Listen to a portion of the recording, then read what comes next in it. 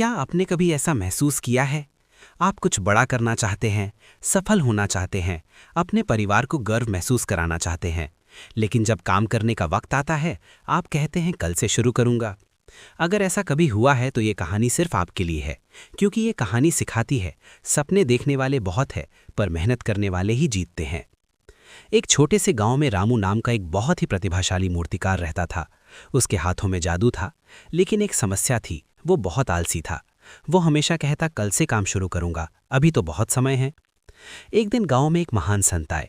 रामू उनके पास गया और बोला, महाराज, मेरे पास हुनर है, पर मैं सफल नहीं हो पा रहा हूं। संत मुस्कुराए और उन्होंने रामू को 2 मिट्टी के घड़े दिए। पहला घड़ा पूरी तरह पका हुआ और सुंदर था, दूसरा घड़ा कच्ची मिट्टी का था और उसमें एक छोटा सा छेद था। संत ने रामू से कहा, रामू, तुम पास के झरने से इन दोनों घड़ों में पानी भरकर लाओ।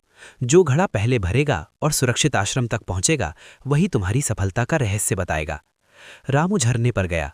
उसने पहले पक्के घड़े को किनारे रख दिया और सोचा, ये तो मजबूत है, इसे बाद में भरूंगा। वो ठंडी हवा में सो गया।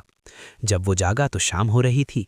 उसने जल्दी जल्दी कच्चे घड़े में पानी भरा, लेकिन छेद होने के कारण पानी रास्ते में ही निकल गया। जब उसने पक्के घड़े को उठाना चाहा तो देखा कि आलस में उसे किनारे रखने की वजह से किसी जानवर ने उसे तोड़ दिया था। रामू खाली हाथ संत के पास पहुंचा। संत ने कहा, रामू बेटा, वो पक्का घड़ा तुम्हारा हुनर था और नींद तुम्हारा आलस्य।